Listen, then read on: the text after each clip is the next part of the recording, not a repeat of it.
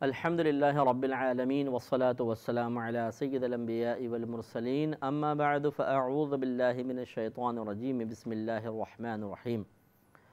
سورہ قمر چل رہی تھی اور اس کی 12ویں آیت تک ہم تقریباً پہنچے تھے۔ اس میں اللہ تبارک و تعالیٰ طوفان نوح کے بارے میں ارشاد فرما رہا ہے کہ جب ان لوگوں نے یعنی حضرت نوح علیہ السلام کی قوم نے ان کو بہت زیادہ تنگ کیا اور آپ پر غالب آنے لگے تو آپ نے اللہ تبارک و تعالیٰ سے بدلے کی درخواست کی، تو اللہ تعالیٰ نے زمین اور آسمان کو حکم دیا کہ وہ اپنا اپنا پانی برسائیں، یعنی زمین کو حکم دیا کہ پانی نکالے اور آسمان کو حکم دیا کہ پانی برسائے۔ تو اس طریقے سے وہ دونوں قسم کے پانی جو تھے وہ آنے لگے اور پوری دنیا میں پانی پانی ہو گیا اور لوگ ہلاک ہو گئے۔ اس کو اللہ نے بیان فرمایا وَفَجَّرْنَا الْأَرْضَ عُيُونًا، اور زمین چشمے کر کے بہا دی گئی۔ فَالْتَقَى الْمَاءُ عَلَىٰ أَمْرٍ، تو دونوں پانی مل گئے اس مقدار پر قَدْ قُدِر جو مقدر تھی، یعنی جس کا پہلے سے اللہ تبارک و تعالیٰ نے اندازہ فرما کر اسے مقرر کر دیا تھا وہ کہ اتنا پانی جمع ہونا ہے، تو اوپر سے آنے والا پانی نیچے سے نکلنے والا پانی دونوں مل گئے اور اس مقدار تک پہنچے کہ جو لوگوں کی ہلاکت کے لیے مقرر کر دی گئی تھی۔ وَحَمَلْنَاهُ عَلَى ذَاتِ أَلْوَاحٍ وَدُسُرٍ، اور ہم نے نوح کو سوار کیا تختوں اور کیلوں والی پر، یعنی ایک ایسی چیز پر کہ جو تختوں سے اور کیلوں سے بنائی گئی تھی۔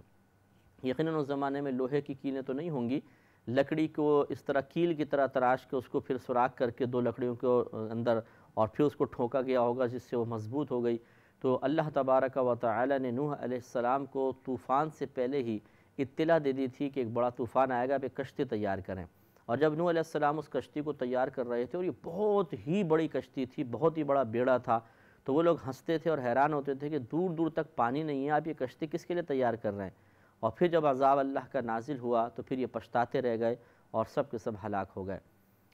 تو اللہ نے ارشاد فرمایا وَحَمَلْنَاهُ عَلَى ذَاتِ أَلْوَاحٍ وَدُسُرٍ، اور ہم نے نوح کو سوار کیا ایک ایسی چیز پر جو تختوں اور کیلوں والی تھی، تجری بِأَعْيُنِنَا، کہ ہماری نگاہ کے روبرو بہہ رہی تھی، وہ جاری تھی۔ جزاء لمن کان کفر، اس کے صلے میں،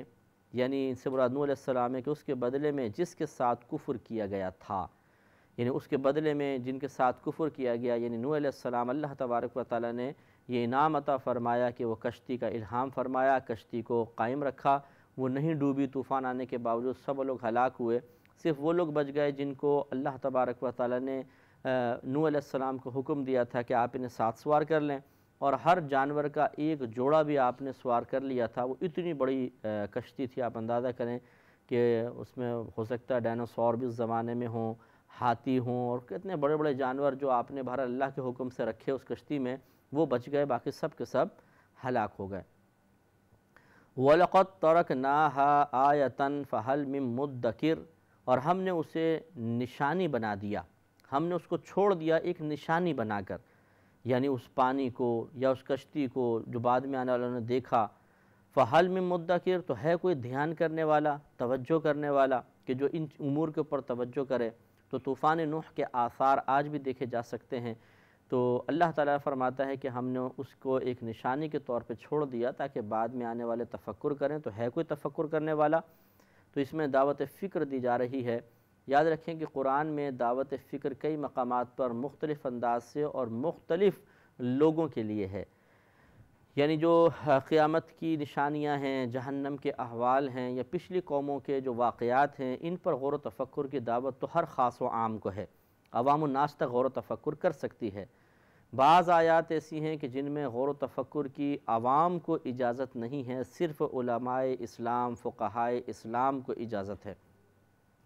وہ شرعی احکام سے متعلق آیات ہیں، وہ غور و تفکر کرتے ہیں، ان سے شرعی احکام کا استنباط کرتے ہیں۔ بعض آیات ایسی ہیں کہ جو عقائد سے تعلق رکھتی ہیں اور ان کی وضاحت میں یقیناً مجتہدین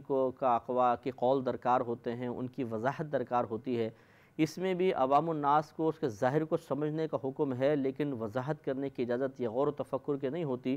کیونکہ اس میں گمراہی کا اندیشہ ہوتا ہے۔ اس میں اس کی وضاحت جو ہے عوام کو علماء سے لینی چاہیے، جیسے ثمہ وجہ اللہ کے الفاظ کہ اللہ جدھر تم جاؤ ادھر ہی اللہ کا چہرہ ہے۔ اب اللہ کے لیے تو چہرہ ہے ہی نہیں، تو یہاں پہ یقینی سی بات ہے کہ وجہن کی کوئی تعویل کرنی پڑے گی یعنی اللہ تعالیٰ کی رحمت اسی طرف متوجہ ہے جس طرف تم جاؤ، تو اس کو رحمت کی توجہ سے تعبیر کیا جاتا ہے۔ تو ان میں بھی عوام کو غور و تفکر کی اجازت نہیں ہوتی ہے۔ اسی طریقے سے بعض ایسی آیات ہیں جن میں علماء اور عوام دونوں کو اجازت نہیں ہوتی ہے، وہ متشابہات ہیں، جیسے حروف مقطعات الف لام میم، یہ تو کوئی نہیں بتا سکتا۔ ہاں اس میں ضمنی طور پر کوئی نتیجہ قائم کرنے کی علماء اسلام کو اجازت نظر آتی ہے، کیونکہ علماء نے اس کی کوشش کی ہے، لیکن عوام کے لیے بالکل اجازت نہیں ہے۔ معلوم یہ ہوا کہ عوام صرف قرآن پاک میں موجود واقعات، ضرب الامثال، قصے یا جو پچھلی قوموں کے عذاب کے واقعات، آخرت کے احوال، ان پر غور و تفکر کر سکتی ہے، اس کے علاوہ نہیں۔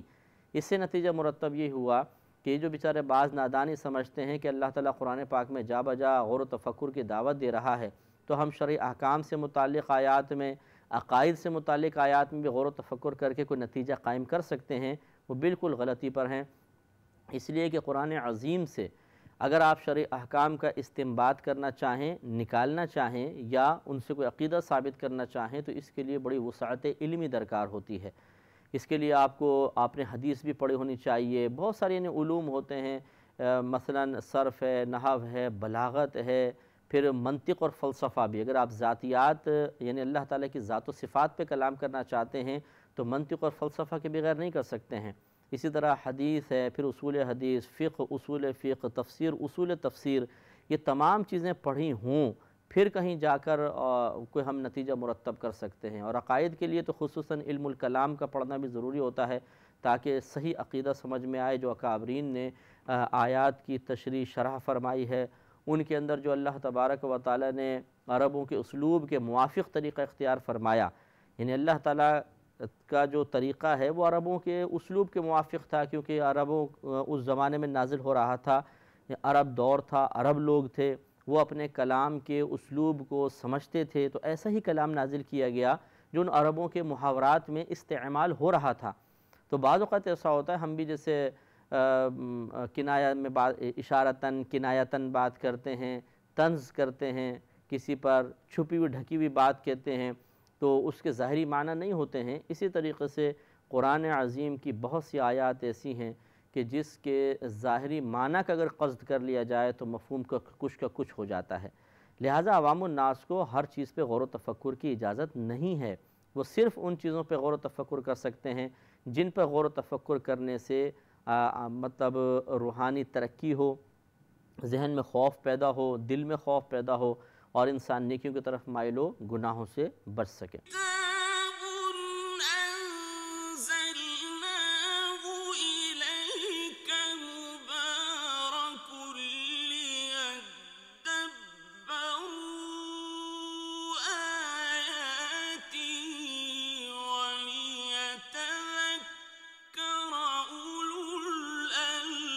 آگے اللہ نے ارشاد فرمایا فَكَيْفَ كَانَ عَذَابِي وَنُذُرْ،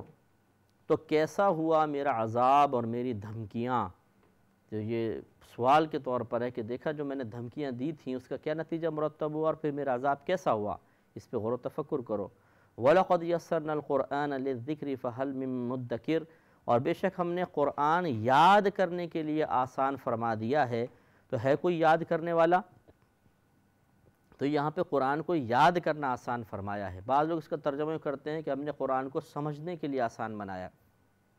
تو وہ بیچارے قرآن پاک کو سمجھنا شروع کر دیتے ہیں، اور اسی غلط تفسیر کی بنا پر اللہ تبارک و تعالیٰ کے مقصود و مطلوب کو غلط رنگ دینے کی بنا پر ایسے ایسے نوجوان قرآن کو ہاتھ میں لے کر اور اس کی تشریحات اپنی طرف سے کرتے ہوئے نظر آئیں گے، جن بیچاروں نے دین کی الف ب بھی نہیں پڑھی ہے۔ بس وہ کسی کا بھی ترجمہ اٹھا کر اور پھر اپنے پاس سے مفاہیم اخذ کر کے وہ بتاتے ہیں، خود بھی گمراہ ہوتے ہیں، دوسروں کو بھی گمراہ کرتے ہیں۔ ایسا ہرگز نہیں کرنا چاہیے۔ قرآن سمجھنے کے لیے آسان نہیں ہے، یاد کرنے کے لیے آسان ہے۔ یہی وجہ ہے کہ 6 سال کا بچہ بھی ہمارا قرآن عظیم کو پورا کا پورا یاد کر لیتا ہے، لیکن سمجھنا اگر آسان ہے تو پھر آپ بتائیے کہ ہر شخص پہ قرآن سمجھ کے عالم نہ بن جاتا، ہر شخص ایک بہت بڑا عالم دین ہوتا، جو قرآن پڑھتے جاتے اس کو سمجھتے جاتے۔ جب سمجھنا آسان رکھا ہے اللہ نے تو ہر گھر میں ایک عالم ہوتا، قرآن کا عالم، جو قرآن کے تمام علوم کو جانتا ہوتا، لیکن ایسا نہیں ہے۔ لہٰذا معلوم یہ ہوا کہ اس کے ظاہری مفہوم کو اس طرح بیان کرنا کہ جو قرآن کو سمجھنے کے لیے آسان بنایا گیا ہے لہٰذا ہم خود بھی اپنی محنت سے اس کو سمجھ سکتے ہیں، ایسا نہیں ہے۔ اگر کوئی اس کا دعوے دار ہے تو وہ غلطی پر ہے، اسے خود غور و تفکر کرنا چاہیے۔ ہمیں تو اکثر یہ عرض کرتا ہوں، ایک صاحب سے ہماری ملاقات ہوئی، ان کا کہنا یہی تھا کہ قرآن عظیم کو اللہ تبارک و تعالی نے سمجھنے کے لیے آسان بنایا ہے، تو پھر ہمیں کیا ضرورت ہے کہ ہم کسی کے پاس جا کے اس کو سیکھیں۔ تو پھر ایک ترجمہ قرآن منگوایا گیا، یعنی قرآن منگوایا گیا، وہ ترجمے والا تھا۔ ترجمے کے اوپر ہاتھ رکھ کے کہا گیا کہ اچھا اب آپ اس آیت کا ترجمہ کر کے بتائیے۔ اب وہ عربی پڑھیں تو ترجمہ نہ آئے تو کہیں گے یہ تو نہیں آتا، تو پھر سوال کیا گیا یہ بتائیے کہ جب آپ کو ترجمہ ہی کرنا نہیں آتا تو قرآن سمجھنا کیسے آئے گا؟ جب آپ ایک آیت کو سمجھنے میں، اس کا ترجمہ کرنے میں کسی ترجمہ کرنے والے کے محتاج ہیں تو خود بتائیے کہ اس ترجمے سے پھر مقصود الہی متعین کرنے کے سلسلے میں آپ کسی کے محتاج نہیں ہوں گے۔ عربی کا ترجمہ کرنا آسان ہے یا اس ترجمے سے مطلوب الہی، مقصود الہی یا اللہ تبارک و تعالی جن معانی کا قصد فرما رہا ہے ان معانی کو نکالنا آسان ہے؟ تو جو آسان ترین کام ہے وہ تو آپ کر نہیں رہے، اور جو مشکل ترین ہے اس کا آپ دعویٰ کر رہے ہیں کہ میں کر سکتا ہوں۔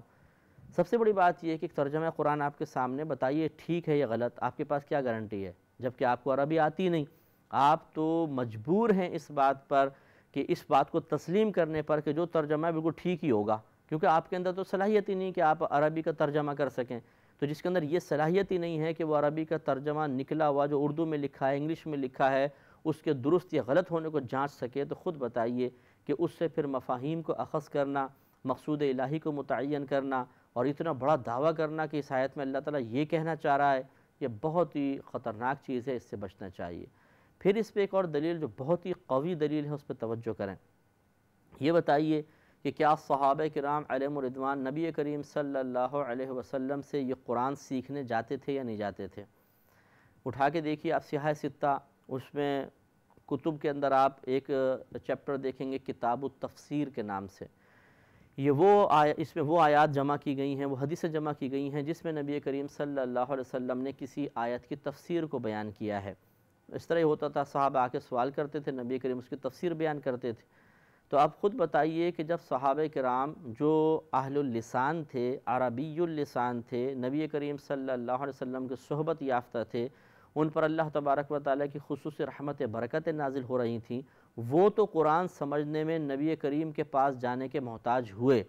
اور آج 15ویں صدی میں پیدا ہونے والا کالج یا یونیورسٹی کا ایک نوجوان لڑکا یا لڑکی جس نے کبھی کسی دینی استاد سے کوئی تعلیم حاصل نہیں کی ہے، وہ صرف ترجمہ قرآن اٹھا کر اگر یہ دعویٰ کرے کہ میں بتا سکتا ہوں کہ اس میں اللہ تعالیٰ کیا بیان فرما رہا ہے، تو یقینی سی بات ہے کہ اس پہ ہنسی ہی آئے گی۔ کوئی اس پہ سنجیدگی تو انسان اختیار کر ہی نہیں سکتا کہ صحابہ کرام تو محتاج ہوئے نبی کریم سے پوچھنے کے، حالانکہ وہ تو عربی سنتے، اس کے تراجم سب جان لیا کرتے تھے۔ آپ ترجمے کے سلسلے میں بھی ایک اور شخص کے محتاج ہیں، اور پھر آپ کا یہ دعویٰ کہ ہم جو بس اللہ نے بیان فرمایا اس تک ہم پہنچ جائیں گے، اسی گہرائی تک پہنچ جائیں گے، بالکل غلط دعویٰ ہے۔ اس لیے گزارش یہ ہے، تمام ہمارے اس پروگرام کو دیکھنے والوں کی خدمت میں ہماری گزارش یہ ہے، کبھی بھی قرآن پاک کو خود سمجھنے کی کوشش نہ کیجیے، ہمیشہ ترجمہ اور اچھی تفسیر لیں، تفسیر کے ذریعے قرآن پاک کو سمجھیں۔ کسی اچھے مستند تفسیر کو آپ لے لیجئے، یہ جیسے ہمارے پروگرام ہے، اس کو آپ غور و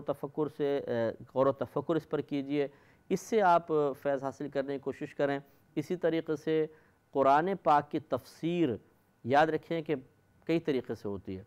بعض اوقات قرآن کی ایک آیت دوسری آیت کی تفسیر بن رہی ہوتی ہے، اسی طرح بعض اوقات احادیث میں تفسیر آتی ہے، صحابہ کرام کے اقوال میں قرآن پاک کی تفسیر مل جائے گی، اسی طرح بعد کے اکابرین نے تفاسیر لکھی ہیں۔ تو یہ ہمارا ماخذ و مرجع ہونا چاہیے، قرآن سے قرآن کو سمجھیں، حدیث سے سمجھیں، اقوال صحابہ سے یا 1500 سال میں جو متقی پرہیزگار علماء اسلام مفسرین گزرے ہیں ان کے تفسیر کا مطالعہ کر کے تب قرآن پاک کو سمجھنے کی کوشش کریں۔ جو شخص اپنے پاس سے قرآن کی تفسیر کرے اور یہ کہے کابرین نے کیا کیا ہے، وہ پہلے بزرگوں چھوڑ دیجئے، میں تفسیر بیان کرتا ہوں، اور وہ اپنے پاس سے نئے نئے معانی اخذ کر کے قرآن پاک کے بتائے، وہ بالکل غلط ہے، اس کے اوپر کبھی بھی ہمیں یقین نہیں کرنا چاہیے، کیونکہ اس طرح گمراہ ہونے کا قوی اندیشہ ہے۔